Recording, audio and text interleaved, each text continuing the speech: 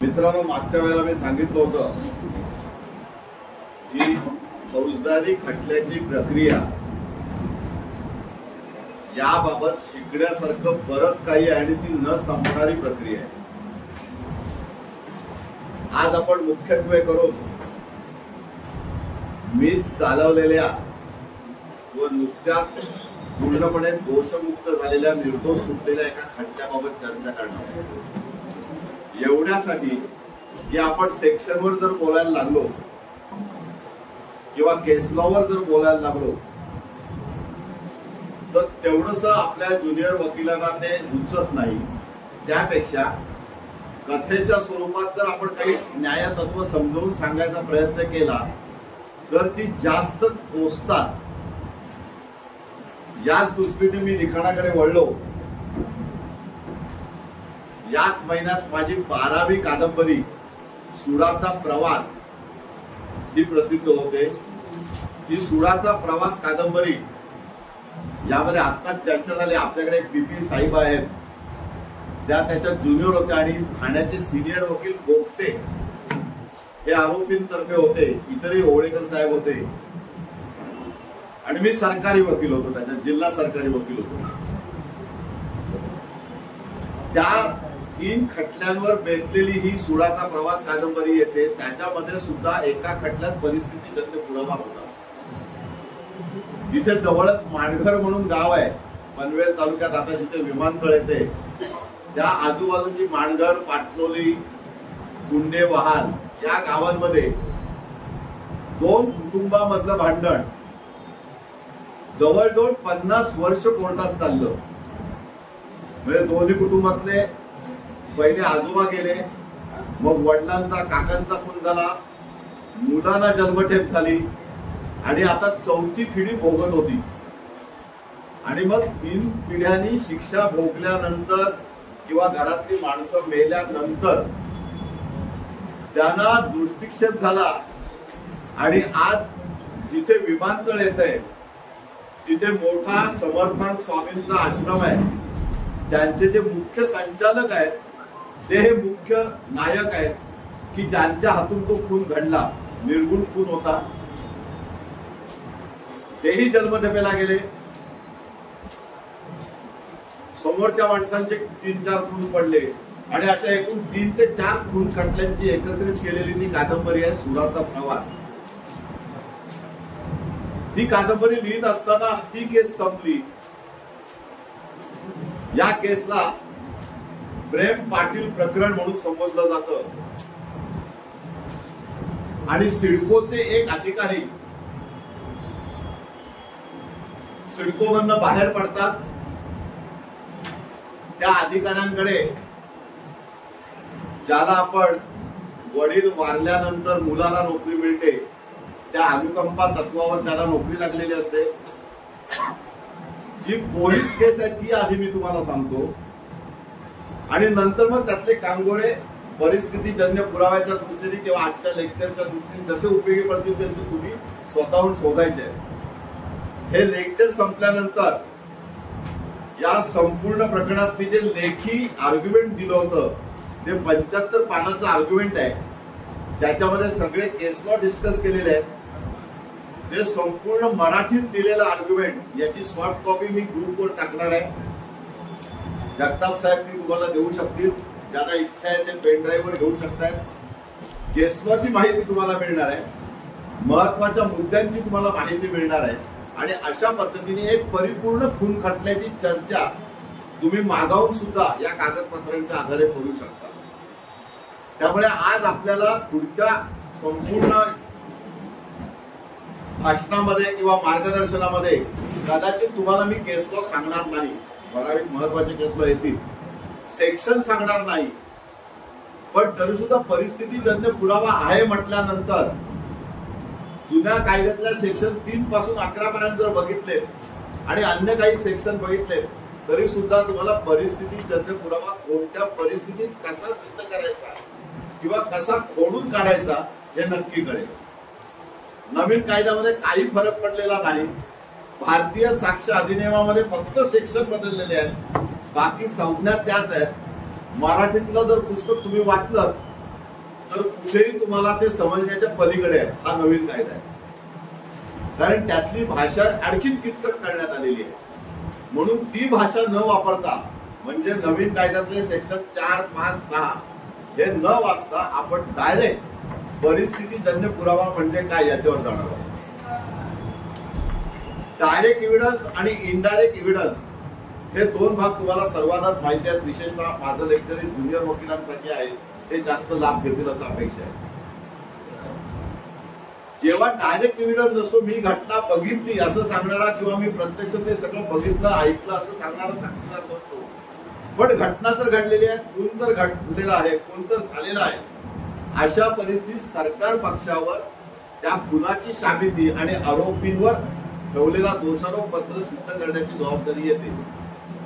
आणि मग परिस्थितीजन्य पुरावाची केस म्हटली किंवा सर्कमस्टन्शियल एव्हिडन्सची केस म्हटली की आपल्या डोळ्यासमोर काही केस लॉ येतात. त्यामधला अगदी लगेच डोळ्यासमोर येणारा केस लॉ म्हणजे 1952 सालचा हनुमंत नाईक खटला. या हनुमंत नाईक मध्ये सर्वप्रथम चांगल्या पद्धतीने सर्कमस्टन्शियल एव्हिडन्स करताना काय सिद्ध केलं पाहिजे हे आलं. त्यानंतर सर्वात महत्वाचा खटला आपल्याच महाराष्ट्रातला शरद सारडा केस. याच्यामध्ये पंचशील तत्व आली. याचा अर्थ पंचशील तत्व नव्हती, सर्कमस्टन्शियल एव्हिडन्स कसा सिद्ध केला पाहिजे हे नव्हतं असं नाही, परंतु चांगल्या पद्धतीने हे सगळे जुने केस लॉ एकत्र करून शरद सारडा या प्रकरणामध्ये परिस्थितीजन्य पुराव्याबद्दल माहिती आली. नंतर सीताराम यांचा 2005 सालचा खटला, सगळे केस लॉ मी तुम्हाला देणार आहे, सगळे सायटेशन परिपूर्ण देणार आहे. नरेंद्र सिंगचा खटला पुन्हा 2006 साली आला. मनोजचा खटला आला 2019 साली. आणि या सगळ्यांची तत्व ही जर पुन्हा बघितली तर शरद सारडाकडे जातात. त्यामुळे शरद सारडा खटला ज्यांनी वाचलाय किंवा ज्यांनी शरद सारडा खटल्यातील कलम 22, 46 हे काही पॅरेग्राफ नंबर आहेत ते परिपूर्णपणे वाचलेत, पंचशील तत्व समजून घेतले, त्यांना परिस्थितीजन्य पुराव्यातला कोणताही खटला, मग तो सरकार पक्षाच्या वतीने असो किंवा आरोपींच्या वतीने असो, चालवणं कठीण जाणार नाही. मित्रांनो, परिस्थितीजन्य पुराव्यामध्ये मुळात काही गोष्टी लक्षात ठेवायच्या आहेत की आपल्यापुढे डायरेक्ट एव्हिडन्स नाही, घटना घडले असं सांगणारं कोण नाही, मी बघितले असं सांगणारं कोण नाही, आणि मग इतर जे आजूबाजूचे पुरावे आहेत त्याच्यावरनं सरकार पक्षाला दोषारोप पत्रातला 302, 120B आणि जे काही सेक्शन लावले ते सगळे सिद्ध करायचे. आणि मग जेव्हा आरोपी सुप्रीम कोर्टापर्यंत जातात, जामीन होत नाही, तेव्हा त्या खटल्याकडे गांभीर्याने बघितलं जातं आणि नवीन पद्धतीप्रमाणे सगळ्या समाज माध्यमावर, वृत्तपत्रांमध्ये सगळी माहिती येत असते. त्यामुळे मूळ तत्व लक्षात घेतली तर अत्यंत सोप्या पद्धतीने हा खटला चालवता येतो की पुराव्याची साबिती करण्याची 100% जबाबदारी फक्त सरकार पक्ष आणि सरकार पक्षाचीच आहे. तुम्ही किती डिफेन्स घेताय, तुमचा डिफेन्स कसा चुकतोय तो तुम्ही सिद्ध करता का, तो तुम्ही डिफेन्स विटनेस घेतलेत का, ते का नाही घेतलेत, तुमच्या कपड्यावर रक्त का आलं, तुमच्या बंदुकीतल्या गोळीचा CA report, forensic report, ballistic report कसा काय जुळतो, तुमच्याकडनं जप्त झालेल्या चाकूवर मैताचं रक्त कसं आलं, हे जरी प्रश्न न्यायासनावरून विचारले जात असले तरी सुद्धा परिस्थितीजन्य पुराव्याची संपूर्ण जबाबदारी ही सरकार पक्ष आणि सरकार पक्षावरच असते. नंबर 2, सर्कमस्टन्शियल एव्हिडन्सची जी काय घटनेची चैन आहे, चैन ऑफ सर्कमस्टन्सेस आहे, ते संपूर्णपणे सरकार पक्षाला सिद्ध करायचे आहेत, इंडिपेंडेंटली आणि एकत्रितपणे. म्हणजे प्रत्येक चैन ही स्वतंत्रपणे सिद्ध करायचं आहे की तेवढी चैन असेल तरी आरोपीच गुन्हा केला आहे हे सिद्ध होतंय. आणि सगळ्या चैन एकत्र केल्या, सगळे पुरावे एकत्र केले, सांघिकरित्या किंवा एकत्रितरित्या विचार केला तरी सुद्धा हा गुन्हा हा या कोर्टासमोरच्याच आरोपींनी केलेला आहे.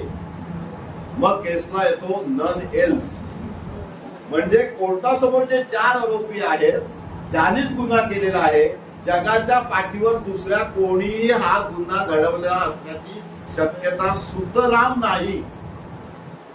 मी सरोदे साहेबांचं स्वागत करतोय. एकत्र काम करताना मजा येते. त्यामुळे सर्कमस्टेन्शियल एव्हिडन्स एवढ्या इथे आपण थांबतोय असं नाही, तर बियॉन्ड रिझनेबल डाऊट कोणतीही शक्यता उपलब्ध नाही किंवा एखादा रिझनेबल डाऊट सुद्धा या आरोपीच्या बाबत मनात शंका कुशंका जज साहेबांच्या येता कामा नाही. म्हणजेच काय, तर बेनिफिट ऑफ डाऊट संशयाचा फायदा हा सातत्याने आरोपीला दिला पाहिजे. आणि मग पुढचा केसला येतो की जेव्हा दोन शक्यता मेहरबान कोर्टासमोर येतात तेव्हा जी शक्यता आरोपीच्या लाभात असते ती आणि तीच जज साहेबांनी न्यायासनाने विचारात घेतली पाहिजे किंवा आरोपीच्या बाजूने विचारात घेतली पाहिजे. पुन्हा बेनिफिट ऑफ डाऊट साठी त्या शक्यतेचा विचार केला पाहिजे. आता एवढ्या गोष्टी जर आपण बघितल्या तर सरकार पक्ष आणि अत्यंत हुशार असलेलं पोलीस खातं, मग ते सीआयडी असो, क्राईम ब्रँच युनिट 1 असो, नाहीतर अगदी तुमचं उल्हासनगरचं क्राईम ब्रँच असो, ते चुका या ठेवतातच. म्हणजे पोलीस अप्रामाणिकपणे तपास करतात, आळस करतात असं नाही, पण चुकाच करायच्या, काही शिकूनच घ्यायचं नाही आणि कुठलेही केस लॉ वापरायचे नाहीत. आणि आपण म्हणजेच सर्वज्ञ अशा पद्धतीने जेव्हा चार्जशीट बनते तेव्हा ती चार्जशीट किंवा ते दोषारोप पत्र हे परिपूर्ण नसतं. आणि नेमकं वकिलाला तेच करायचं आहे की दोषारोप पत्रातल्या उणीवा चुका मेहरबान कोर्टासमोर ठळक पद्धतीने अशा ठेवायच्या आहेत की कोर्टाच्या मनात शंका निर्माण होईल. जर दोषारोप पत्र वाचलं तर हा खून या आरोपीने केलाय, हे फाशीचेच केस आहे, अत्यंत निर्गुण केस आहे. आणि मग फिर्यादी पक्ष, त्यांचे नातेवाईक, मैताचे नातेवाईक ग्रुपनी येत असतात, दबाव तंत्र वापरत असतात, सरकारी वकिलांना काही सांगत असतात आणि जो चार्जशीटचा पुरावा आहे तो कोर्टासमोर येतो आणि मग ती शिक्षेची केस बनते. पण मुळातच चार्जशीट कशी चुकीची आहे, चार्जशीट मधनं अदर प्रॉबेबिलिटीज कशा तयार होतात, अशक्यता कशा तयार होतात, हे जेव्हा आपण कोर्टाला समजवून शकतो तेव्हाच आपण बेनिफिट ऑफ डाऊटची पहिली पायरी चढतो. मित्रांनो, हा सिडकोचा अधिकारी प्रचंड पैसे खायचा, कारण त्याच्या सुदैवाने 12.5% टेबलचा तो इन्चार्ज होता. चित्र डोळ्यासमोर आणा, तुम्ही वकील असा, सिनियर वकील असा, तुम्हाला सिडको मध्ये प्रवेश नाही. मी लीगल ऍडवायझर आहे तरी सुद्धा मला खाली एंट्री करावी लागते, खालून वरती फोन जातो, त्यांचा जो लीगल ऑफिसर आहे त्यांनी जर सांगितलं तर मला वर सोडलं जातं. ही जर वकिलाची परिस्थिती आहे तर चित्र डोळ्यासमोर आणा की हा ऑफिसर 12.5% आहे, करोडोचे व्यवहार होतात आणि ती फाईल त्याला मुव्हमेंट करायचं आहे आणि लोकांना तो प्लॉट द्यायचा आहे.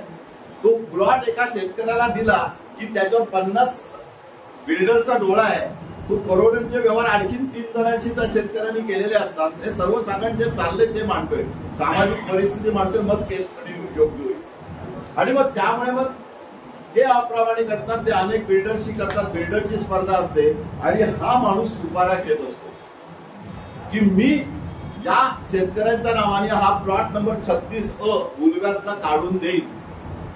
त्याच्यासाठी आर्थिक व्यवहार होतात आणि तो काढून दिला नाही की तो एजंट किंवा तो शेतकरी किंवा तो बिल्डर हा त्याच्यावर खार खात असतो.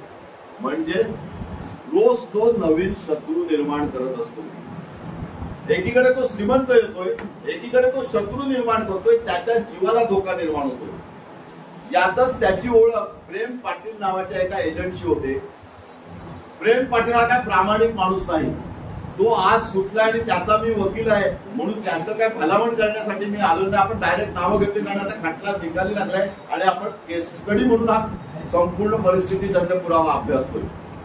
या माणसाला 2-3 प्लॉटमध्ये यश आलं, 2-3 प्लॉटमध्ये यश आलं नाही, त्यामुळे लाखो रुपयांचे व्यवहार त्याचे फसले.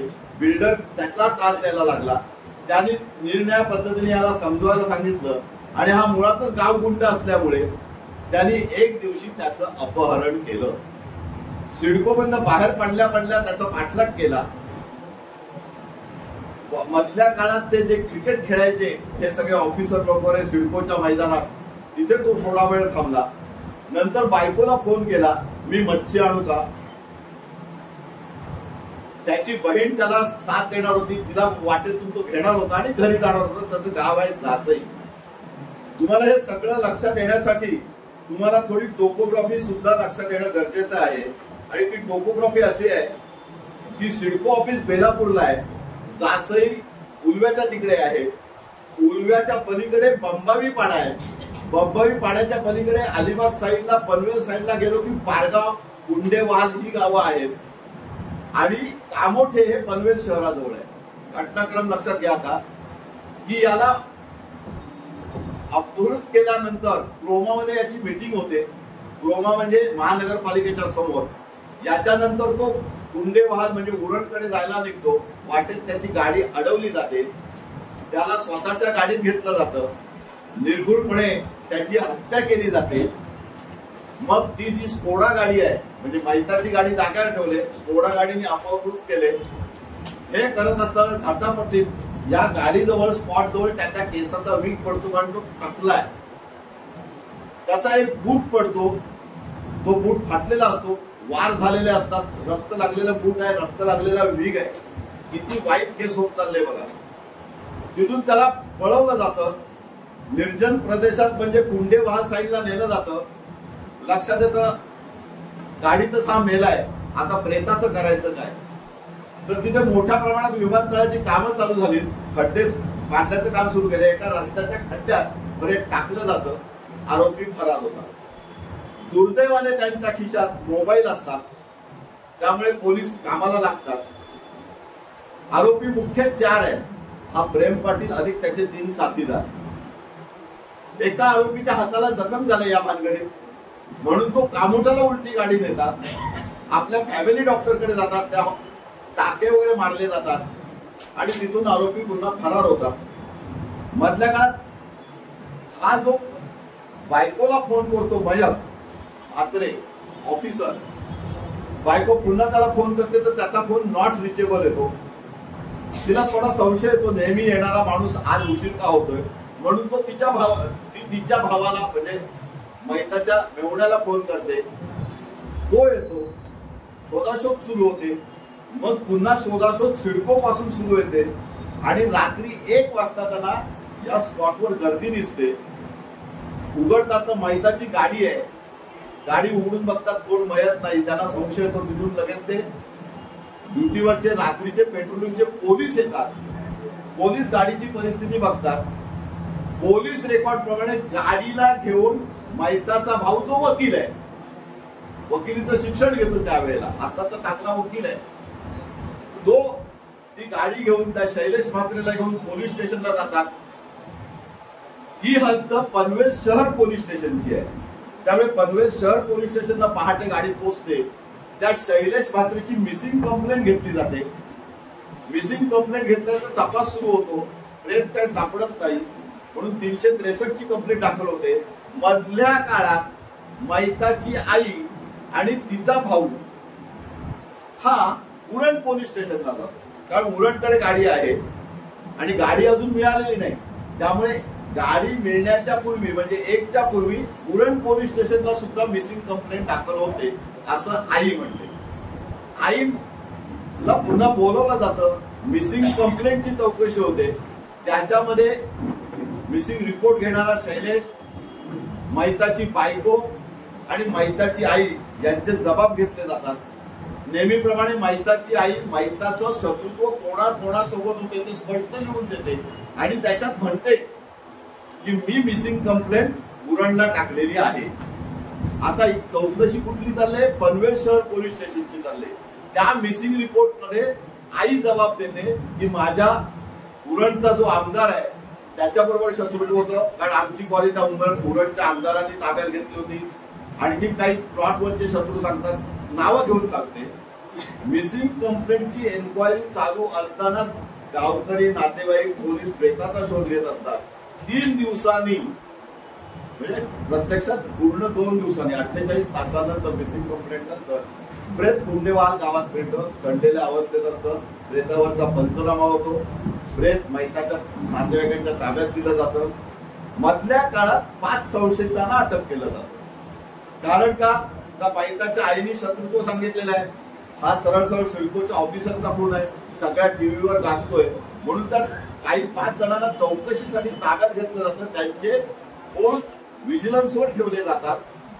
त्याच्यात एक काश्मीर तरुण आहे, काश्मीरचा माणूस आहे, त्यामुळे त्याच्यावर संशय आहे जास्त. आणि मग पुढे पुढे चौकशी करताना पोलिसांच्या लक्षात येतं काही खबरी आपण म्हणू, आणि मग ह्या 5 जणांना उचललं जातं. आता एक सेट आहे संशयित आरोपींचा वेगळा, दुसरा सेट आहे अटक झालेले आरोपी. मग अटक झालेले आरोपी चाकू काढून देतात, माहिताच्या गळ्यातली चैन काढून देतात, माहिताच्या खिशातले जे काही पैसे पळवले होते त्यातले 3,000 रुपये काढून देतात. त्या नोटांवर सुद्धा माहिताचं रक्त आहे. प्रेत सापडलं जातो, प्रेताचा पंचनामा होतो.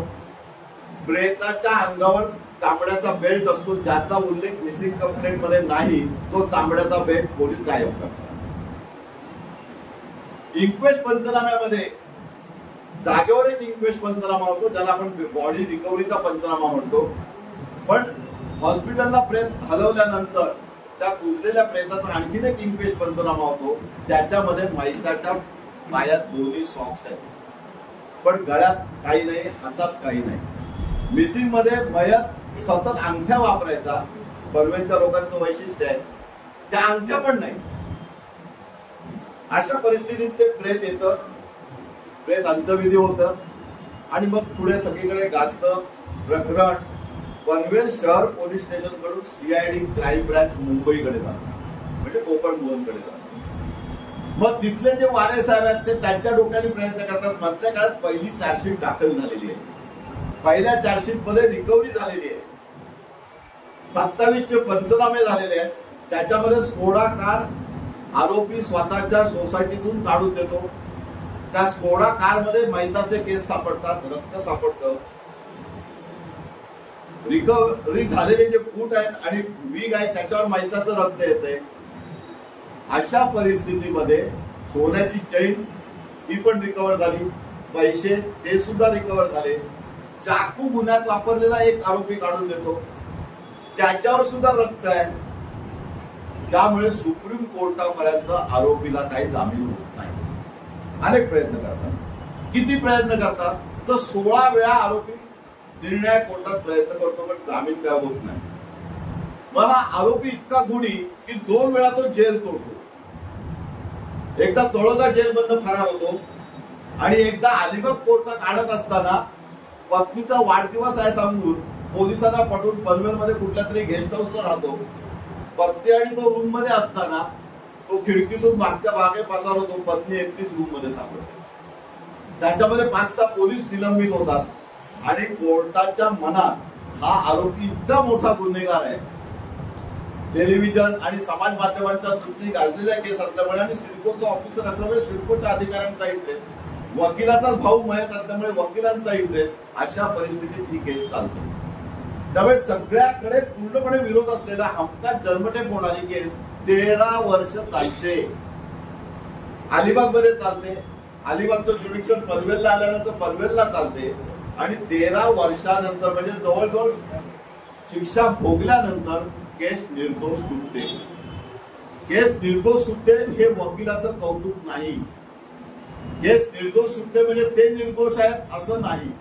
आपण आज त्रयस्थपणे या केसकडे बघताना त्याला जेव्हा आपण कादंबरीचा नायक करतोय, कथेचा नायक करतोय, तेव्हा आपण कायद्याच्या भाषेतच फक्त त्याचा विचार करायचा. की गुन्हा त्यांनी केला नसेल का, तर सकृत दर्शनी परिस्थिती अशी दिसते. त्या माऊलीच्या डोळ्यातले आसू,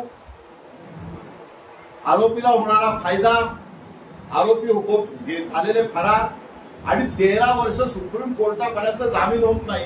म्हणजे सकृत दर्शनी पुरावा त्यांच्या विरुद्धच आहे. त्यांनी गुन्हा केला नाही असं नाही, परंतु परिस्थितीजन्य पुरावा सरकार पक्ष सिद्ध करू शकलं नाही. हे फेल्युअर जस्टिसचं आहे, सरकार पक्षाचं आहे आणि पोलीस तपासाचं आहे. त्यामुळे आपण त्या दृष्टीने बघताना आता जे मगाशी मी तुम्हाला जी तत्व सांगितली त्याच्याकडे आपण एक एक येणार आहोत. पहिलं काय सांगितलं की गाडी जागेवर मिळाली, गाडी रात्री 1 वाजता मिळाली, गाडी उघडी होती. सिडकोचे ऑफिसर आणि महिताच्या नातेवाईकांनी गाडी हाताळली. म्हणजे जे काय आरोपीचे तज्ञ होते. त्या तज्ञांना उपयोगी असं कुठलंही अंगुली मुद्रा मिळाली नाही, फिंगरप्रिंट मिळालं नाही. ही पहिली चूक. मिसिंग लिंक ऑफ एव्हिडन्स एवढंच आपण आता घेणार आहोत. आपण काही साधारण 50 ते 100 चुका दाखवून देणार आहोत, ज्या आधारे हा संपूर्ण खटला चूक झाला आणि त्याचं संपूर्ण जजमेंट आपण आणले. त्याची सॉफ्ट कॉपी सुद्धा आपण देणार आहोत. या मिसिंग लिंक ऑफ एव्हिडन्सवर किंवा इम्प्रॉबेबिलिटीवर खटले कसे सोडवता येतात याचा आपण आजच्या व्याख्यानात उपयोग करणार. गाडी जागेवर मिळाली, गाडी आधीच उघडलेली होती, पेट्रोलिंगचे पोलीस येतात, गाडी जागेवरनं पंचनामा न करता पोलीस स्टेशनला हलवली जाते. चूक नंबर 2. पंचनामा चार्जशीट मध्ये आहे सकाळी 7 वाजताचा, पहाटेचा नाही. मिसिंग कंप्लेंट 4 वाजता दाखल होते. 4 वाजता मिसिंग कंप्लेंट झाल्यावर जागा बघायला म्हणून जिथे गाडी सापडली तिथून माहिताला अपहृत केलं गेलं त्या जागेचा पंचनामा होतो आणि त्याच वेळेला गाडीचा पंचनामा दाखवला जातो. ए पासून झेड पर्यंत रिकव्हरीचे सगळे पंच सासई गावातले माहिताचे नातेवाईक किंवा माहिताचे मित्र किंवा सिडकोचे ऑफिसर. हे इंटरेस्टेड विटनेस पोलिसांनी घेतल्यामुळे आरोपींना फायदा मिळतो. कारण आपण ते सिद्ध करू शकतो की त्या गावातले विटनेस असताना सुद्धा गाडी जवळचा कुठलाही विटनेस न वापरता सिडकोचे जवळच्या माहिताचे नातेवाईक का वापरले रात्री. ठीक आहे, बघायला गेले वापरले, काय मोठी चूक झाली नाही. परंतु गाडीचा पंचनामा जागेवर दाखवला. त्यावेळेला गाडी प्रत्यक्षात आहे कुठे? पनवेल शहर पोलीस स्टेशनला. स्वाभाविकपणे पनवेल शहर पोलीस स्टेशनला पहाटे 4 वाजता जो पंचनामा होता तो कोर्टासमोर नाही, तो गायब झालाय. आणि कागदोपत्री पोलीसची चूक करतात. रायटर वेळ सकाळची लिहितो आणि जागा मात्र मंबावी पाड्याची दाखवतो. गाडीमध्ये रक्ताचा डाग नाही. आता आपण दुसरीकडे जाऊया. माहिताच्या आईचा जबाब झालाय. त्याच्यात असं वाक्य आलंय, त्या दिवशी मुलगा 40% रक्कम घेऊन येणार होता असं त्यांनी मला सांगितलं. की 40% रक्कम म्हणजे 32 लाख रुपये होता. हे 32 लाख रुपयापैकी 32 रुपये सुद्धा गाडी पोलिसांना मिळत नाही. पत्नीचा जबाब बघूया. साक्षीदार नंबर 15 पूनम. ती सांगते की माझ्या पत्नीने फोन केला तेव्हा मला सांगितलं की माझ्या गाडीत एक माणूस आहे, तो आणि मी आता या ठिकाणी रोमाकडे चाललो.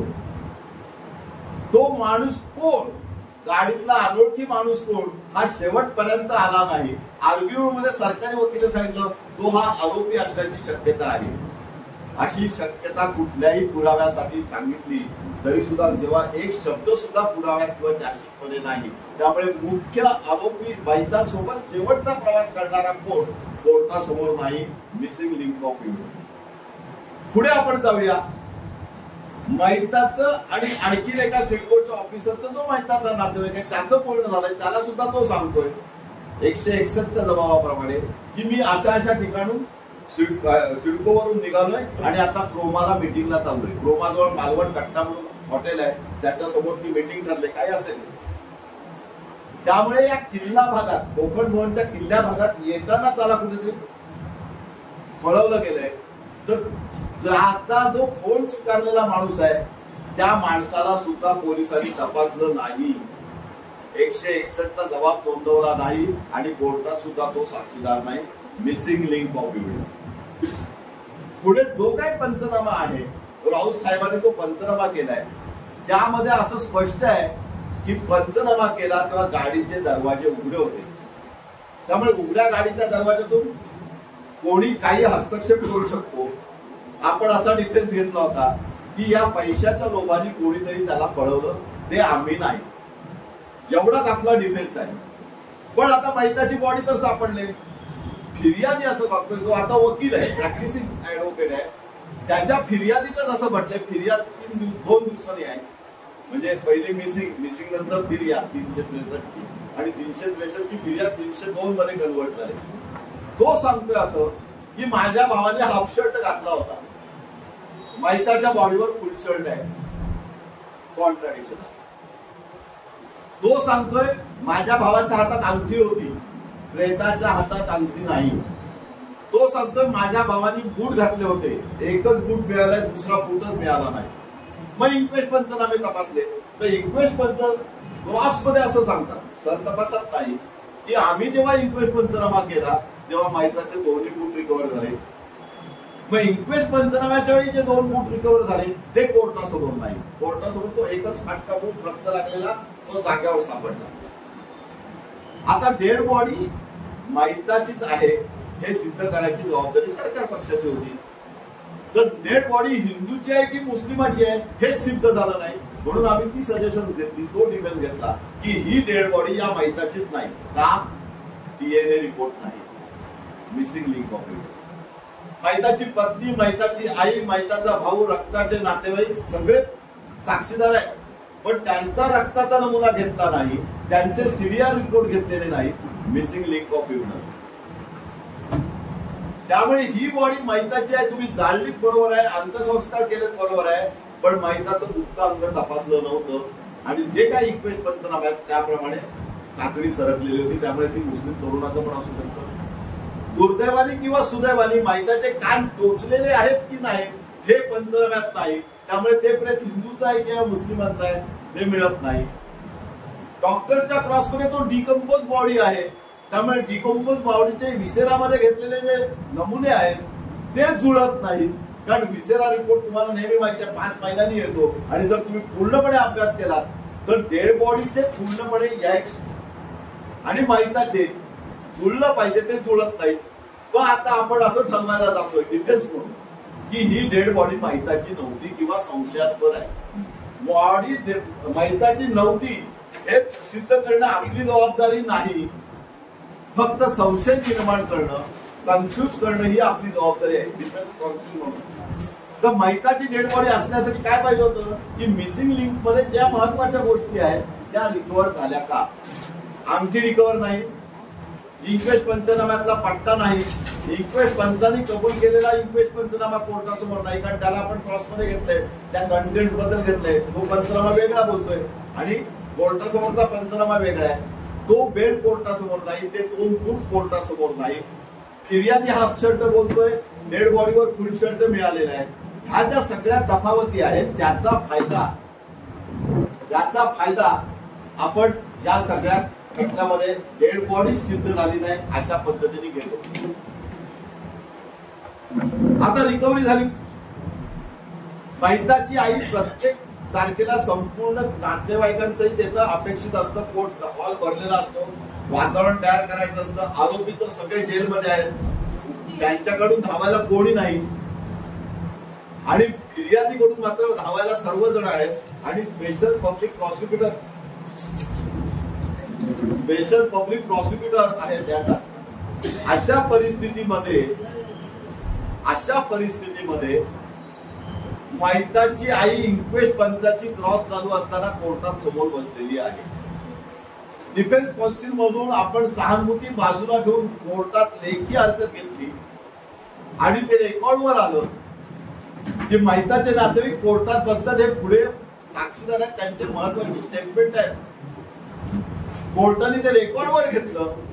त्याचा परिणाम एवढाच झाला की आपण वागतोय योग्य अयोग्य नाही, त्याचा परिणाम असा झाला की पुढच्या तारखेपासून आईच कोर्टात आली. आई कोर्टात आली नाही म्हणजे सर्वात महत्वाची विशेष असताना पनवेल कोर्टात दुसऱ्या सरकारी वकिलांनी तिला तपासलंच नाही. सर्वात मोठी मिसिंग ऑफ लिंक. कारण ती शत्रू कोण आहे ते सांगते, ते शत्रू कोर्टासमोर नाही. ती आरोपी व्यतिरिक्त दुसऱ्यांची नावं सांगते. ती सकृतदर्शनी सिडको फ्लॅटवरनं किंवा प्लॉटवरनं कसं भांडण आहे ते समजावून सांगते.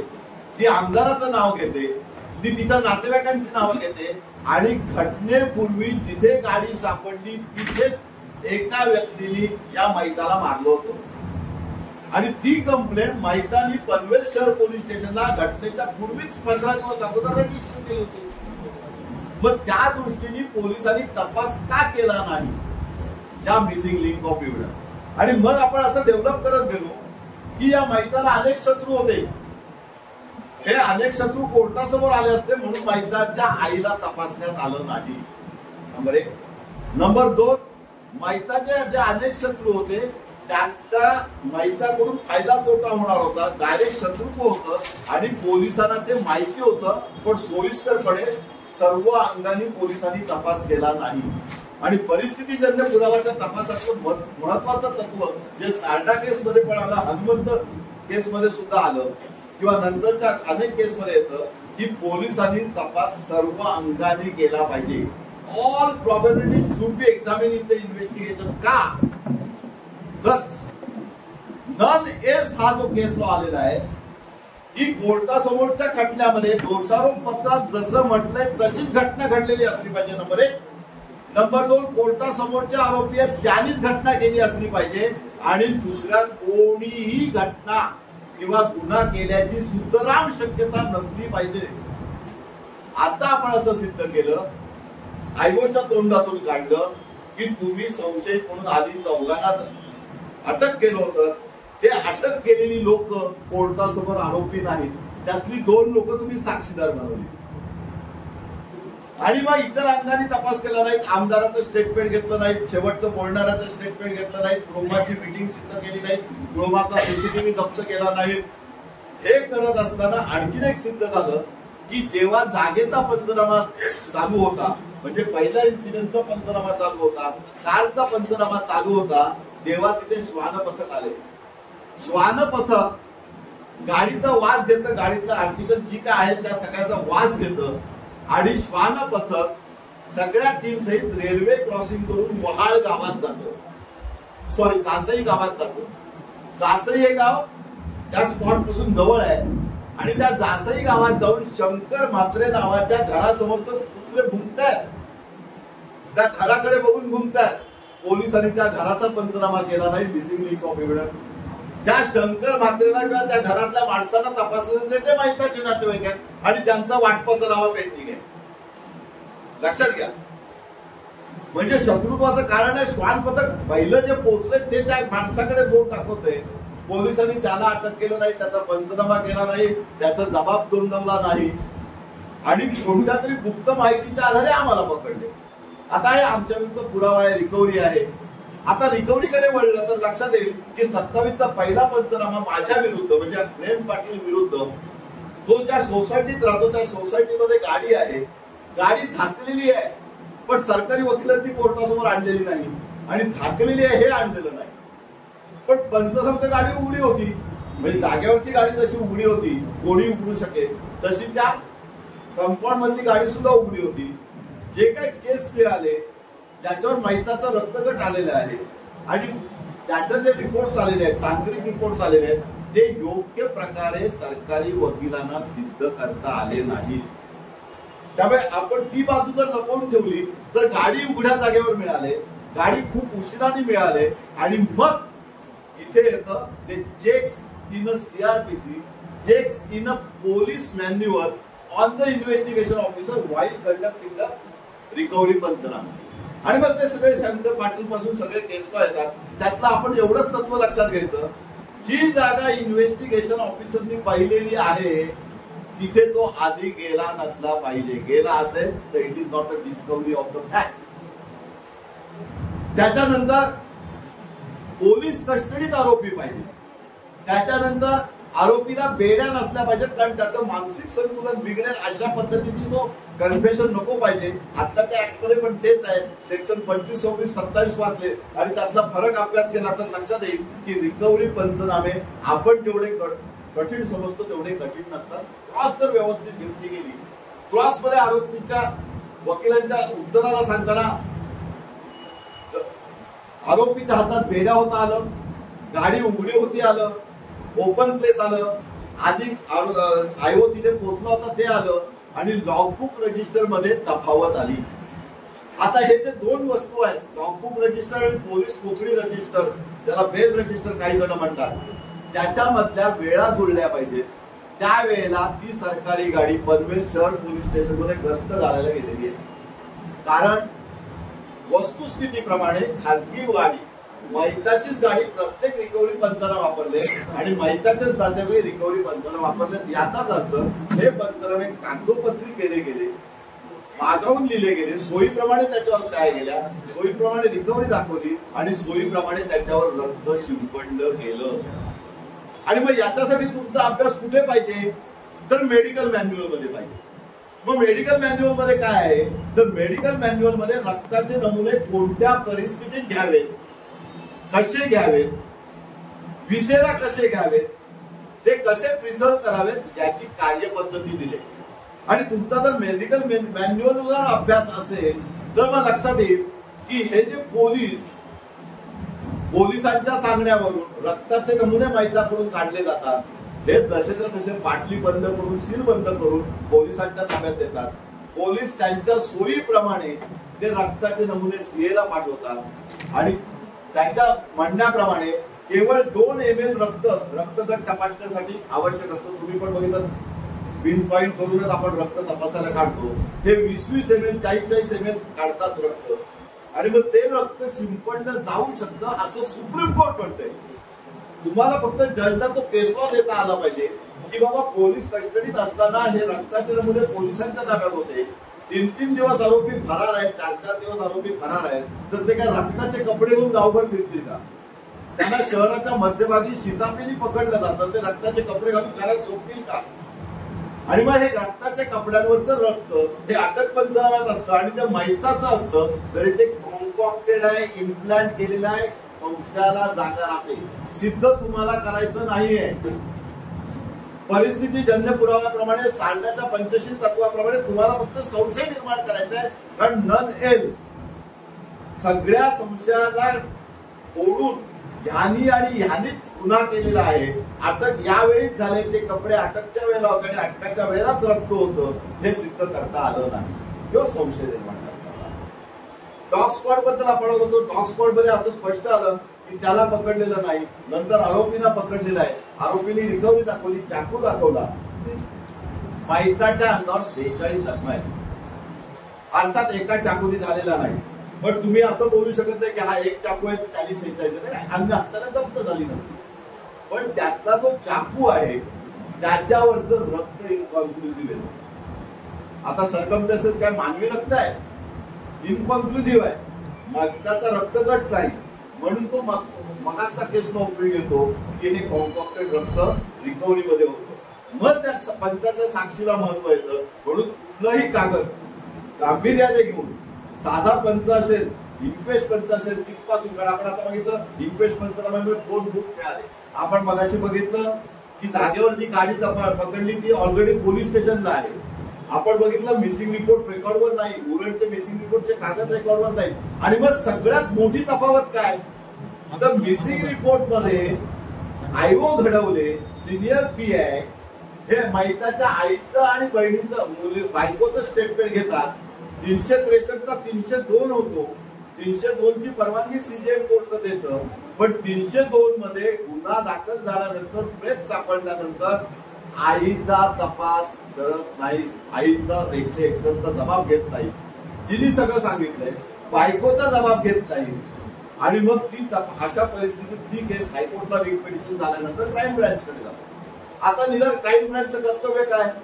क्राईम ब्रँचचं कर्तव्य असं की खालच्या आयोगाने घेतलेल्या त्रुटी किंवा निष्पन्न झालेल्या त्रुटी किंवा मैताच्या पत्नीने भरलेला अफिडेव्हिट किंवा जो वकील आहे त्यांनी भरलेला अफिडेव्हिट, तो ज्या त्रुटी सांगतोय, तपासातला अपूर्ण जो भाग आहे तो पूर्ण करून क्राईम ब्रँचची सेकंड पुरवणी चार्जशीट दाखल करायची आहे 173(8) प्रमाणे. क्राईम ब्रँच 3 चार्जशीट दाखल करते वेगवेगळ्या वेळी, एक सीएच्या वेळची, एक सीडीआरच्या वेळची आणि नंतर आरोपीच्या पुढचे. पण दुर्दैवाने एवढे हुशार ऑफिसर आहेत की 161चे जबाब जे मिसिंग मध्ये आहेत त्याची कॉपी पेस्ट करतात, दोन्ही हाताने लिहिलेले आहेत, पण वेगळं त्यांना बोलून करत नाहीत, फक्त तारीख आणि वार बदलून तेच जबाब कायम ठेवतात. त्यामुळे मैताच्या पत्नीचा जबाब तोच येतो. आता मैताच्या पत्नीला आयडेंटिफिकेशन ऑफ आर्टिकल हा एक प्रकार असतो. तुम्ही सेक्शन 11 नीट वाचला तर आपण फक्त अनोळखी माणसांचीच ओळखपणे डोक्यात ठेवतो, पण ज्या माझ्या पतीच्याच वस्तू आहेत हे सिद्ध करण्यासाठी ज्या काही रिकव्हरी झालेल्या आहेत, कारण ती अननोन डेड बॉडी मिळालेली आहे, त्या अननोन डेड बॉडीवर ज्या मिळालेल्या वस्तू आणि जी रिकव्हरी पंचनाम्यातली सोन्याची चैन आणि 3000 रुपये हे जे आहेत हे टीआय परेड मध्ये तहसीलदारांच्या समोर मैताच्या पत्नीला दाखवले जात नाही.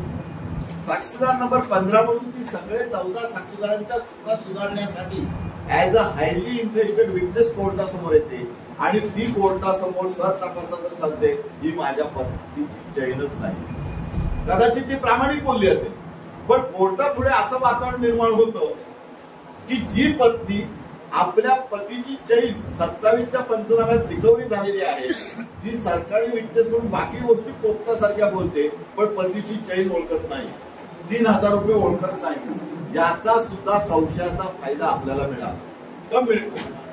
कारण आपण सतत बोलतोय की 27चा पंचनामा खोटा आहे, पटेल ज्वेलरची पावती खोटी आहे, कारण महिताच्या पत्नीने आईनी या संपूर्ण तपासात महिताच्या अंगावरील दागिन्यांची कोणतीही पावती दिलेली नाही.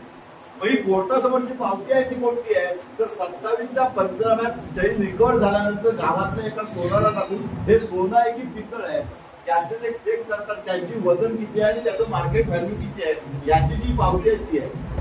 आणि मग पटेल ज्वेलर जेव्हा कोर्टासमोर येतो तेव्हा तो असं कबूल करतो की माझ्या दुकानात ही लोक आली होती, मी काय जागेवर वजन काटा घेऊन गेलो नव्हतो. त्यामुळे पंचनाम्यात जो उल्लेख आहे की पंचनामा करताना रिकव्हरी झाल्यानंतर तिथेच पटेल ज्वेलर्सला बोलवून आणलं आणि त्यांनी ती काय 32 ग्रॅम सोन्याची चैन ओळखली आणि सांगितली आणि ते सोन्याची आहे ते वजन सांगितलं, म्हणजेच असं की ही पुन्हा कॉन्ट्रॅक्टेड प्लॅन्टेड वस्तू आहे. आता मग शेवटचं महत्वाचं काय राहतं तर आरोपीच्या हातावरची जखम. एका आरोपीच्या हातावर जखम आहे, घटनेच्या वेळेनंतर लगेच तो फॅमिली डॉक्टरकडे गेलाय. इतर आरोपी त्याच्यासोबत आहेत. जो मुख्य आरोपी आहे प्रेम पाटील तो सांगतो हा माझा मित्र आहे, आम्ही प्यायला बसलो, तो बिअरची बाटली लागली ते जखम तो ट्रीटमेंट करतो, पण तो खाजगी डॉक्टर त्याला पाचारण केलं जातं, तो सगळं सांगतो पण आरोपीला काय ओळखत शक्य आहे का डॉक्टर अनोळखी आरोपीला, पण त्या डॉक्टरची ओळख परेड झालेली आहे. आणि आरोपींच्या दुर्दैवाने त्या ओळख परेडमध्ये इतक्या तांत्रिक चुका झाल्यात आणि तिथे सुद्धा तो कन्फ्यूज झालेला आहे. पीआय परेड मध्ये सुद्धा तो डॉक्टर घेऊन हा कन्फ्यूज झालेला आहे. कारण स्वाभाविक आहे प्रेम पाटील त्याच्या ओळखीचा आहे, पण तो उपचार करायला आरोपी आलाय तो अनोळखी आहे, त्याला तपासायचा आहे. तर अशा परिस्थितीत पीआय परेड सुद्धा साक्षीदारांच्या उपयोगी पडत नाही. मग सरकारी विटनेस येतात. या सरकारी विटनेस मध्ये ते हत्यार दाखवलेले आहे, पण हत्याराचं हत्यार दाखवून ज्या पद्धतीने सर्टिफिकेट घ्यायला पाहिजे ही महिताच्या अंगावर असलेल्या जखमा याच हत्याराने होऊ शकतात अशा पद्धतीची भाषा तिथे नाही. मगाशी सांगितलं त्याप्रमाणे डीएनए रिपोर्ट नाही. आणि मग अशा संपूर्ण परिस्थिती 46-48 मिनिटे तपासल्यानंतर आयओ कोर्टासमोर यायला सुरुवात होती. आता आयोचे 2 गट आहेत लक्षात घ्या.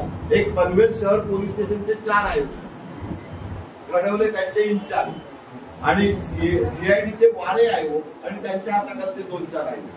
या प्रत्येकाने गोष्टी केल्या असताना मधल्या काळात अत्यंत हुशारीने या प्रेम पाटीलला अनेक सल्लागार कळवला जेलमध्ये मिळतात. हे सल्लागार माहितीच्या अधिकाराचा ज्याने सगळं लॉगबुक रजिस्टर इतर काही रजिस्टर हे सगळं माहितीच्या अधिकारात मिळवलेलं आहे. आणि त्याच्यात एक कागद मिळतो त्यांनी सिडको ऑफिसला माहितीच्या अधिकारात अर्ज केलेला असतो आणि तो त्यांनी ते माहितीचा कागद सुप्रीम कोर्टात जोडलेला आहे. त्यामुळे सुप्रीम कोर्टाचे कागद बघताना तो कागद येतो ते असतं अटेंडन्स रजिस्टर. घटना 8 फेब्रुवारीची आहे. स्वाभाविकता सरकारला काय सिद्ध करायचं आहे की 8 फेब्रुवारीला हा मयत सिडको मध्ये कामावर असताना काम संपल्यानंतर त्याचं अपहरण केलं किंवा 363 केलं, पलायन त्याला घेऊन पळाले. या याच्यामध्ये फक्त 7 तारखेपर्यंत महिताच्या सह्या आहेत आणि 7 तारखेनंतर 8 तारखेपासून महिताच्या सह्या नाही. याचाच अर्थ आपण असं सिद्ध केलं म्हणजे डिफेन्स घेतला.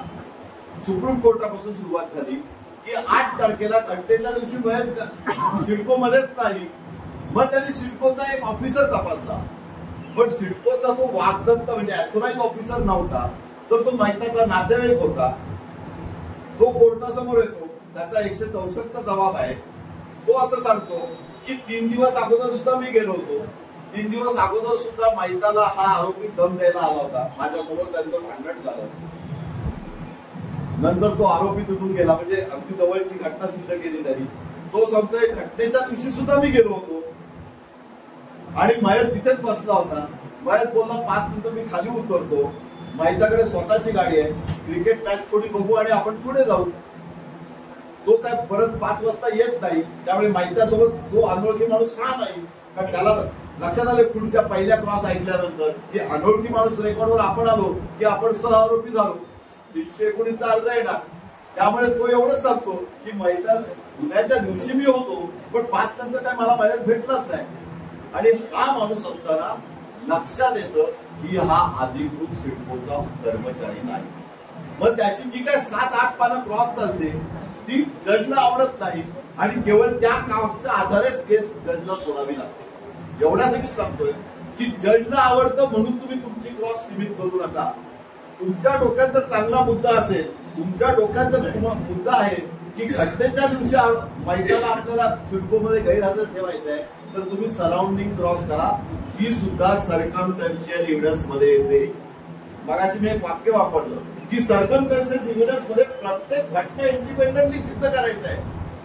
त्यामुळे भैरव त्या दिवशी गावात होता, 3 दिवस अगोदर आरोपीसोबत त्याचं भांडण झालं होतं आणि मैदानाला कामावरनं बाहेर पडल्या पळवण्यात आलं, हे सिद्ध करायचंय. याच्यासाठी क्रॉस काय पाहिजे?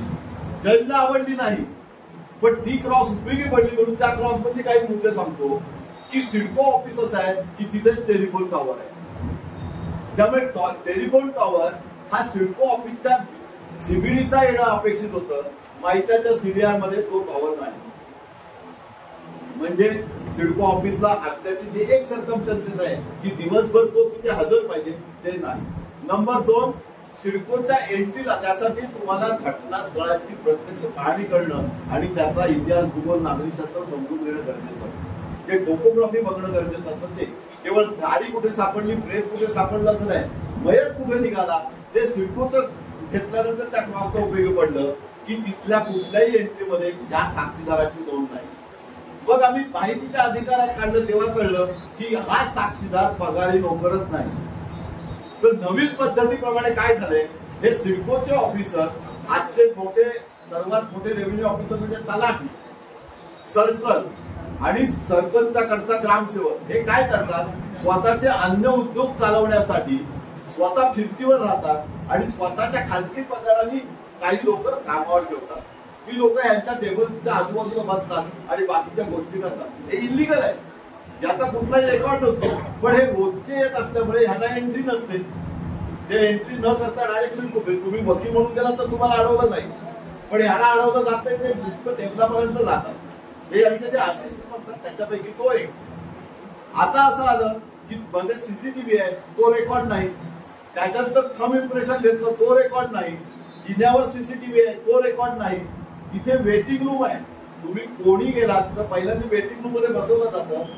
11 ते 5 वेळेत असाल तर अभ्यागतांना भेटायची वेळ आहे, त्या वेळेतच तुम्ही गेलात तर तुम्हाला भेट होते. नसेल तर तो माणूस खाली येतो, तुमच्या फायली बघायला बिल्डरवर नाही जाऊ शकत. आता याची क्रॉस अशी झाली की हा पगारी नोकर नाही म्हणजे हा बेकायदेशीरपणे शिरलेला म्हणजेच हा अविश्वास. कारण याची एंट्रीच नाही, माहिता सोबत तर कुठलाही फोटो नाही, सीसीटीव्ही नाही. त्यामुळे त्याची संपूर्ण सिडको ऑफिस मधली क्रॉस ही पूर्णपणे असं ठरवते की बयन सुद्धा त्या दिवशी सिडको ऑफिस मध्ये गेला होता हे बियॉन्ड रिझनेबल डाऊट काही सिद्ध झालं नाही. माहिताच्या वतीने साक्ष द्यायला जो आलेला आहे त्याचा ऑफिसर हा त्याचा अधिकृत पगारी नोकर नाही, सिडकोचा ऑफिसर नाही. त्यामुळे तो सिडकोमध्ये जाणंच शक्य नाही. त्यामुळे ती शक्यता कोर्टाने टाकली. आणि मग आता पुढली शक्यता कोणती की जे मैदानाला शेवटचे भेटायला आले त्यांना तपासलं नाही, म्हणजे क्रिकेट टीमवाल्यांना तपासलं नाही, क्रोमावाल्यांना तपासलेलं नाही, त्यांच्यापैकी दोघांचे जबाब झाले तरी तपासलं नाही. आणि मग जे 4 संशयित होते त्याच्यावर क्रॉस सुरू झाली. तर हे 4 संशयित कोण, तर एक चिमणे म्हणजे ज्या प्लॉट नंबर 103 वरून हा मर्डर झाला त्या 103 मधला जमिनीचा मूळ मालकांचा भाऊ, म्हणजे तोही इंटरेस्टेड विटनेस आहे.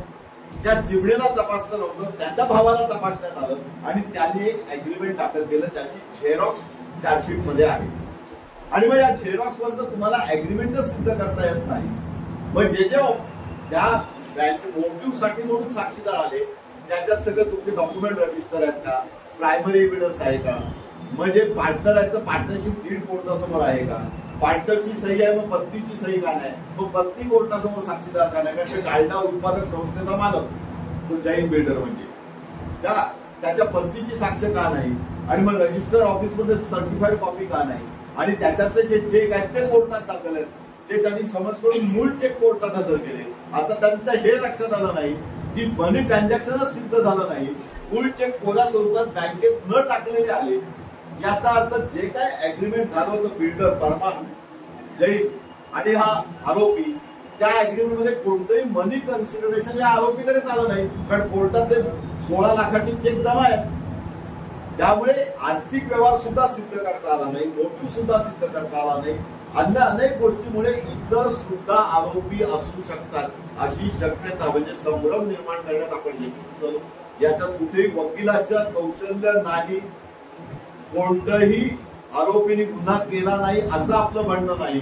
परंतु आपण जो आज घेतलेला आहे विषय की परिस्थितीजन्य पुराव्याच्या जेव्हा केसेस असतात तेव्हा सरकार पक्षाने अत्यंत काळजीपूर्वक डोळ्यात तेल घालून प्रत्येक गोष्टी लिहून काढणं आणि त्या सर्कमस्टन्सेस 1 by 1 सिद्ध करणं आणि सर्वांच्या दृष्टीने या संपूर्ण वर्तुळ तयार झालेला आहे आणि हा गुन्हा याच आरोपींनी केलेला आहे अशी जर शक्यता किंवा खात्री आपण कोर्टाच्या मनात करू शकलो नाही तर आरोपीचे वकील म्हणून तुमचं कर्तव्य आहे की ही साखळी कुठे ब्रेक झाले, कोणत्या कोणत्या मिसिंग लिंक कोर्टासमोर आहेत आणि त्याचा फायदा आरोपीला का देण्यात यावा. आणि या सगळ्या मिसिंग लिंक जसं इम्प्रुव्हमेंट, कॉन्ट्राडिक्शन आणि ओमिशन हे 3 भाग आहेत, त्याप्रमाणे मिसिंग लिंकचे सुद्धा भाग आहेत.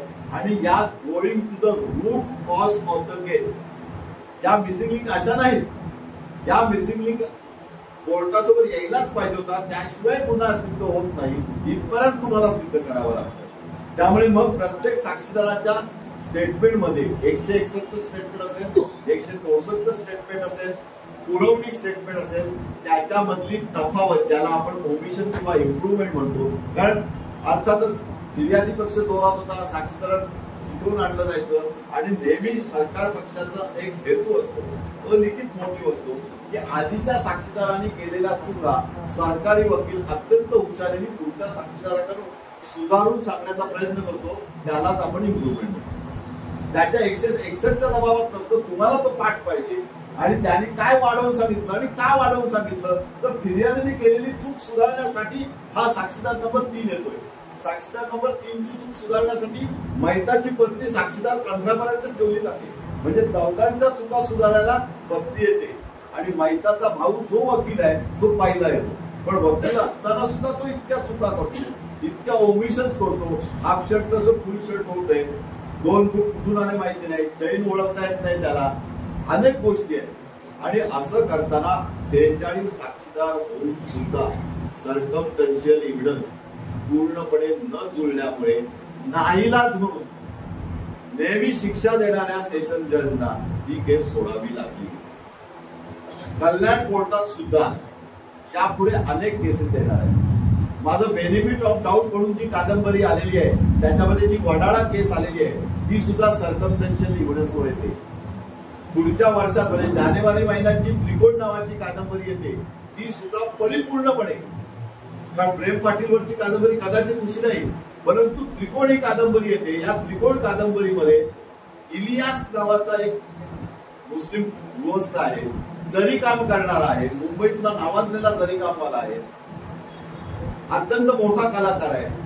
दुर्दैवाने त्याच्या चुलत बहिणीबरोबर अफेअर होतं, स्वतःच्या घरात 2 मुली आहेत, पत्नी आहे. या मैत्रिणीबरोबर स्वतःच्या बायकोबरोबर तो इराणला जातो, इराणला काही दिवस राहतो. इतके चांगले संबंध असताना या मैत्रिणीला अत्यंत महत्वाकांक्षा तयार होते. मैत्रीण या अमरीन नावाची मैत्रीण या इलियासला दूर करते आणि हे दोघं मिळून आपल्या पत्नीची आणि 2 लहान मुलींची निर्गुण हत्या स्वतःच्या घरात करतात.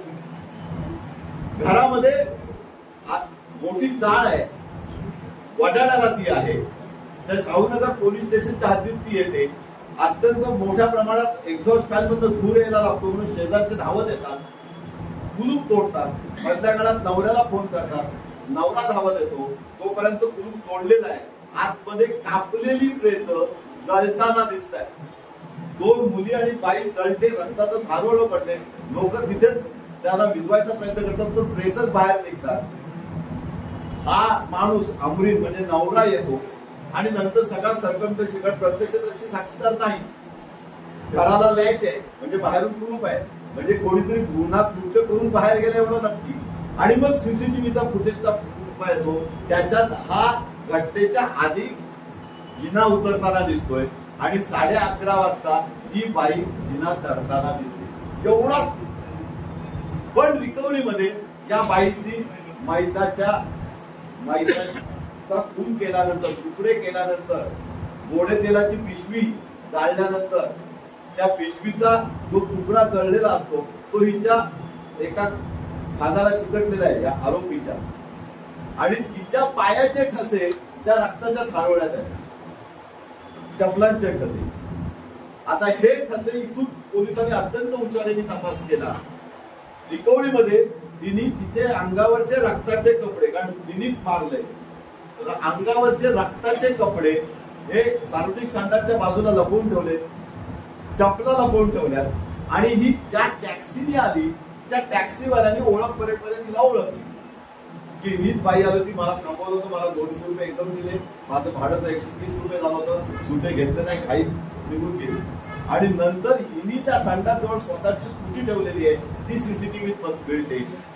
हा पुरावा असताना तिला आरोपी नंबर 1 केलं जातं, तिचा मित्र म्हणून नवऱ्याला आरोपी नंबर 2 केलं जातं. ट्रिपल मर्डर केस चालते मुंबईमध्ये कोर्ट नंबर 24 मध्ये, त्यामध्ये सुद्धा 100% फाशीची केस. असं असताना सर्व आरोपी निर्दोष सुटले. ती कादंबरी येते, ती रिपोर्ट का, तर परिस्थितीजन्य पुरावा जे सिद्ध करायचं ते पोलीस सिद्ध करू शकले नाहीत. सीसीटीव्ही असताना सुद्धा डीव्हीआर सिद्ध करू शकले नाहीत, प्रायमरी एव्हिडन्स सिद्ध करू शकले नाहीत, 65चे दाखले सिद्ध करू शकले नाहीत. जे फुटप्रिंट होते त्या बाईचे फुटप्रिंट हे सिद्ध करू शकले नाही. आणि मग बारीक बारीक धागे कसे करायचे ते सांगून आपण इथे थांबणार आहोत. की कुलूप फोडलंय, पण कुलूप फोडताना पंचनामा झालेला नाही, अपेक्षित आहे. कुलूप लावलंय, पंचनामा झाल्यानंतर आयोगाने कुलूप लावले, कुलूपाची चावी स्वतःकडे ठेवले, आणि नंतर पुन्हा टेक्निकल टीम आल्यानंतर परत कुलूप उघडले, तेव्हाचे पंचनामे नाही. त्यातला जो फिर्यादी आहे तो आरोपीच्या बायकोचा भाऊ, त्यांनी काही संदिग्ध उत्तरं दिली, आणि आम्ही असं सिद्ध करू शकलो की मैताचा पती, मला वाटतं जाधव तू होत असतील ज्युनियर म्हणून या केसमध्ये, तर मैताचा पती हा फिर्याद द्यायला गेलेला, तो रडत रडत आपल्या बायकोला कोणीतरी मारलंय, मुलांना मारलंय सांगतोय, पोलीस त्याला बसवून ठेवतात आणि फिर्याद त्याच्या मेवण्याची घेतात.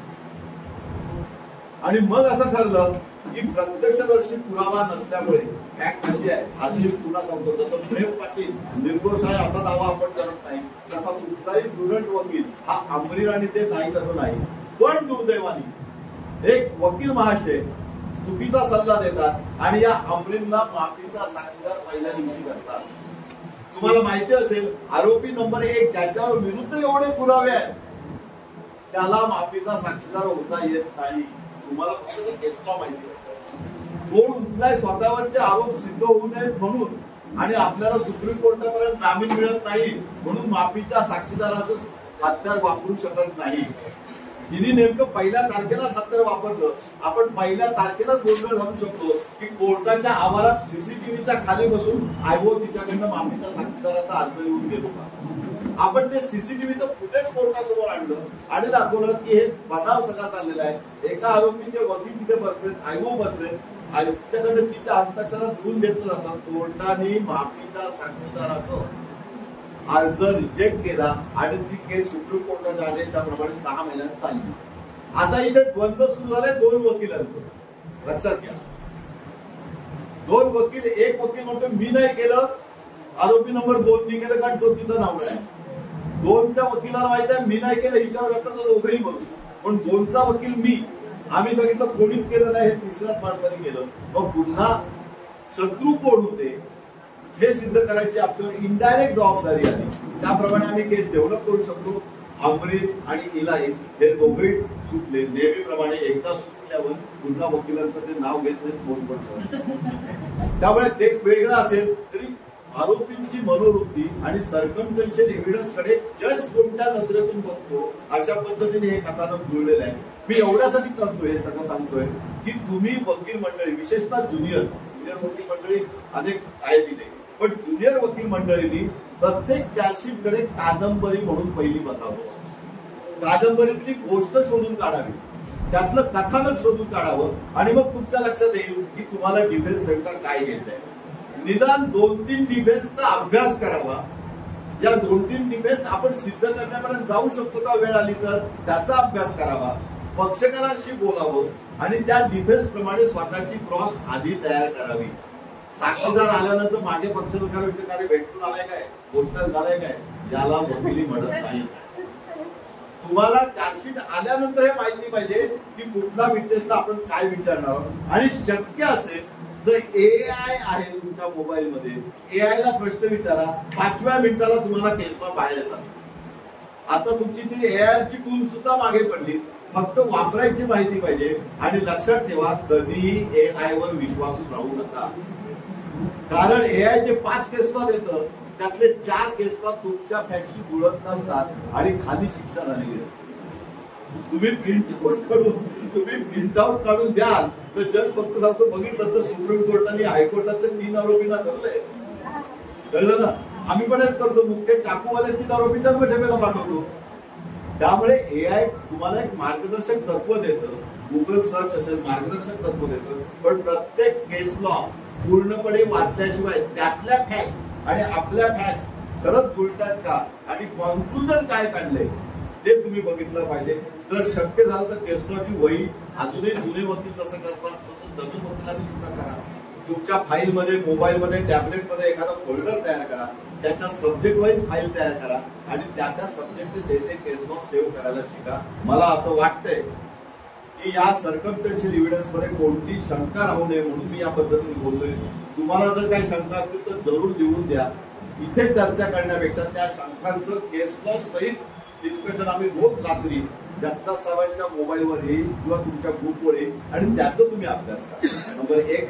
नंबर 2, या खटल्यातलं संपूर्ण अधिकृत निकालपत्र, मी केलेला 75 पानाचा युक्तिवाद आणि हे जे चार्ट बनवलेले आहेत, या चार्टच्या PDF मी तुम्हाला देऊ इच्छितोय एवढ्यासाठी की हे काही सिक्रेट डॉक्युमेंट नाही. मी काही कल्याणला वकिली करत नाही, त्यामुळे तुमच्या ताटात मला जेवायचं नाहीये किंवा माझ्या ताटात तुम्ही जेवायला येणार नाही. पण हा चार्ट जरा बघून घ्या.